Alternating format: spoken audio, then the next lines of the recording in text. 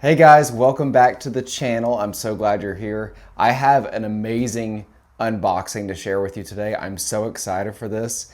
It's going to be amazing, and I wanted to save it and record it so that you could go along with me whenever I unbox this sword.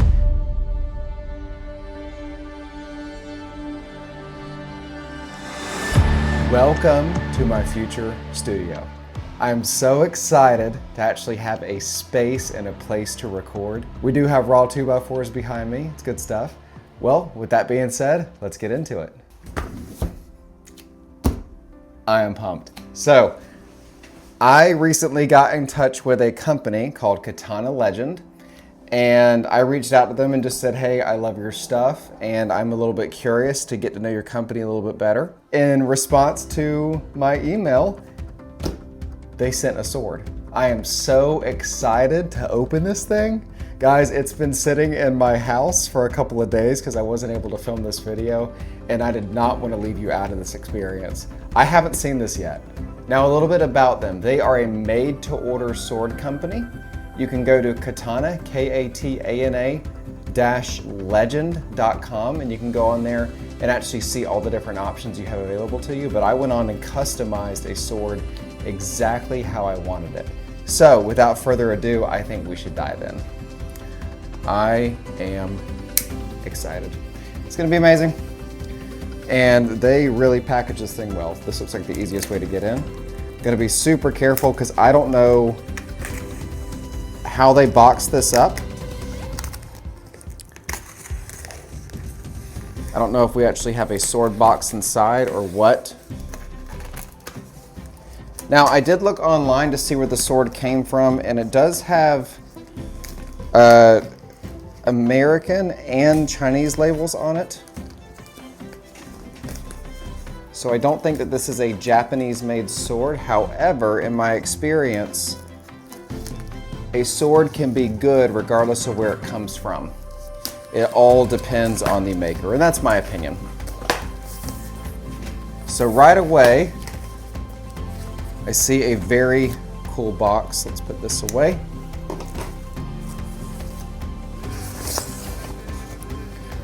To me, packaging is important. If somebody can take the time to package what they've done well, then we're able to actually see presentation. We have these cool little clasps on the front. It almost looks like old wine cask openers kind of thing, but I have seen these in sword cases before. So we're gonna open these up.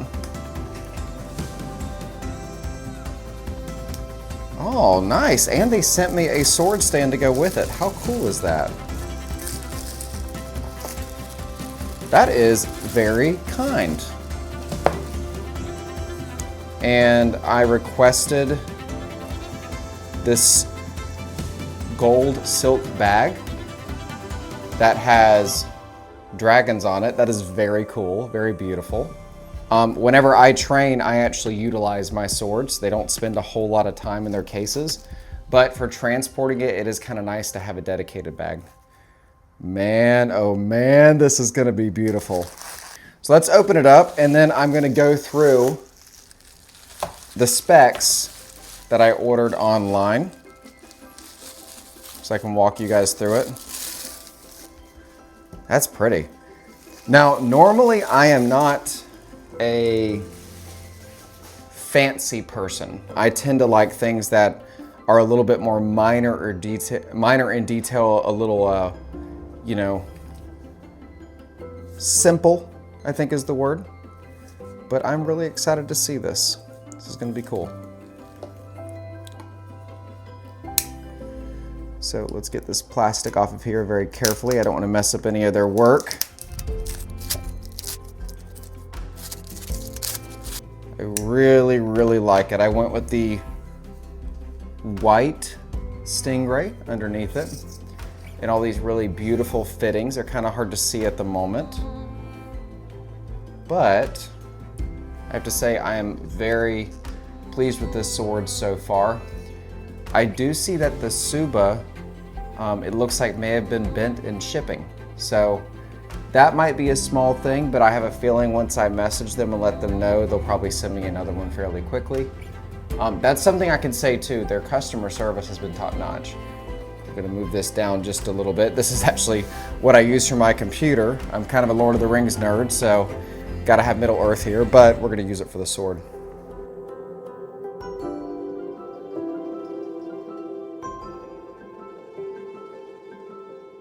So this may take just a moment.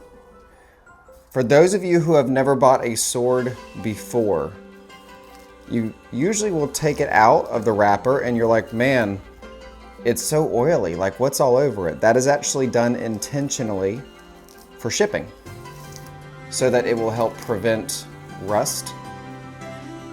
Normally, you never ever touch your blade, but I do have to make contact to get this wrapper off, and it seems like it's quite dense. Also, if you do this, please be careful because these are sharp. This is a real sword. This is not a toy. If you are not a trained professional, be incredibly careful. The weight feels very nice of the sword as well. Now I will have to actually use this and see how it feels, but overall, I am very, very happy with this sword.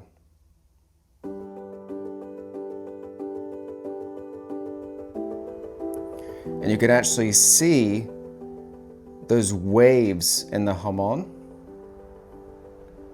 And it has a Damascus covering. So this is a T10 blade. And there is Damascus on top of it. Here is the saya. Nice sageo.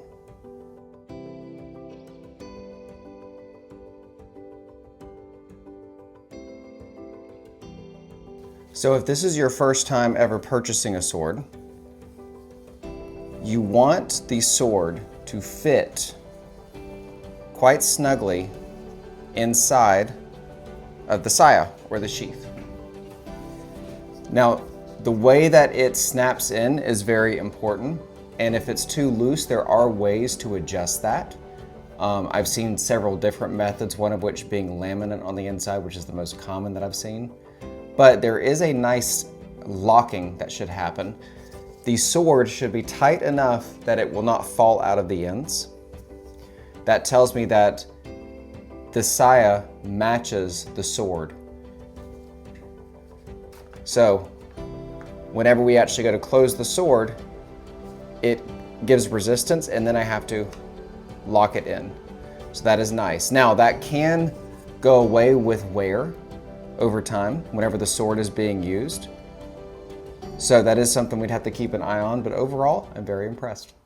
So I've been doing YouTube for a while now, and I really enjoy it. I think it's a great way to be able to connect with other people, and I enjoy talking about martial arts and the human body and my view on the martial arts, and it's great to connect with other people who I've never met. So thank you so much for those who comment on my videos. I really get a lot out of our dialogue and learning from each other. So I just want to say thank you. Also, if you have not subscribed to this channel and you would like to support it, please consider subscribing. It does help other people find this channel. If you enjoy what I do and you would like to support this channel, check out my Patreon page. The link's going to be down in the description. So I want to take a moment and walk you through the ordering process, just to give you a better idea how to go about doing it. So you're going to go to Katana-Legend.com, and then you see we have several different options here. So we have Build Your Own Katana. They have our katanas, so you can go ahead and buy ready-made katanas. It also has a very handy blades and material guide, and I do want to show you this just for a moment.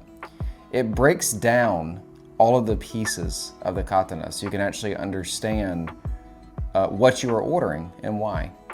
It can also walk you through which type of blade that you'll want. Depending on what you're using it for, we actually use ours actively. So this is really, really important that I have a good tough blade.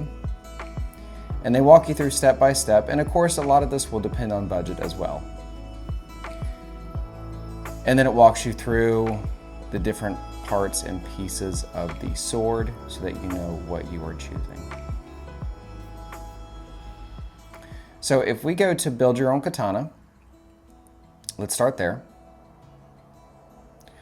Once you go there, you can begin to customize your katana. So I will show you the setup that I did so that you know what pieces I chose if you like the setup. They have several different types of blades here. Let's get rid of that. They have several different types of blades here depending on both preference as well as what you were looking for. I actually opted for the Samurai Forge, polish number 9 Hamon. And this is the T10 that has the Damascus on the outside of it, and that allows for flexibility. So we have a blend of rigid and flexibility. So I chose that. You can also choose whether it is sharp versus not sharp. If you're going to be using this for demonstration purposes, a unsharp blade may be something to highly consider because you don't want to accidentally nick yourself. However, I do actively use mine, so I chose sharp. The bohi is going to be the groove, if you will, that runs along the blade. I did opt for a bohi. Now this does a couple of different things. One, it will reduce blade weight, which is important. It also brings the center of gravity towards the handle. So if you've ever been, or if you've been training for any length of time, you know that the farther away the weight is from the hand, the more difficult it is to control the sword. It's very end heavy. Now I have some great swords that I love, but I find that the center of gravity is not near the handle. Also, this will give you that whoosh sound, tachikaze sound. Whenever we get to the ito, suka just means handle, ito is going to be the wrap. So whenever we're talking about the wrap, I opted for the dark green cotton. I wanted to go a green and gold appearance. The semigawa is going to be the underlayer beneath the wrap. So the wrap around the handle, and I went for the white. Wanted to do a little something different. For the sageo, I also wanted to go along the green, so I did number 4, thick green. You can also change that. Now on their fittings, there is a lot to choose from. I mean, they just have absolutely tons of fittings. And the nice thing is they match. So I would not just choose based off of price on this one. I know budget, of course, is something to be aware of, but I would go something that is very unique to you. So they have a lot of options here. I mean, we're still going. There's tons of options. Now for mine, I did the gold and silver plate number 1.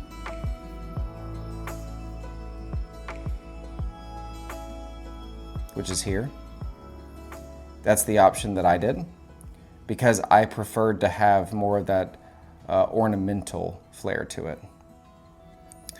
And then we go to the habaki. So the habaki is going to be the piece that seems like it's mounting it to the ito. And I went for habaki 16.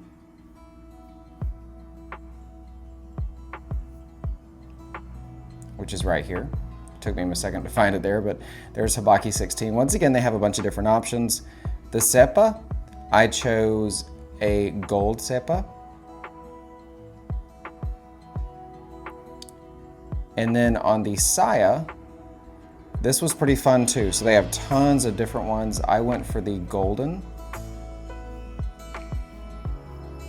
which is all the way here at the bottom at saya 81. And I have to say, I'm pretty impressed with the color. It's nice that the fittings are real.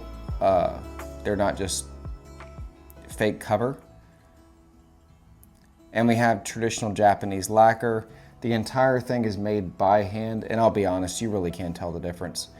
You can also do engraving, which is pretty cool. I did not opt for engraving. And I chose no stand on mine, but they chose to send me a stand, so it's pretty cool. I think they gave me this one-piece stand, but I've got to put it together still, so.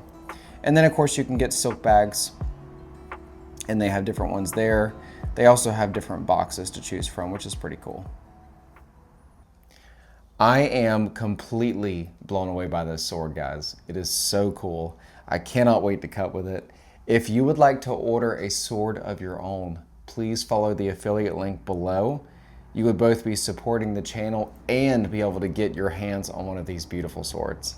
Okay guys, so that's what I have for you for today. Once again, thank you so much to Katana-Legend for sending me this beautiful sword. I'm really excited to use it. I will be posting a video soon where I'm doing test cutting with it. And once I film that, I'll make sure to post it so that you can see part 2 of this beautiful Katana-Legend.com sword. Thank you so much for joining me, and have a blessed day.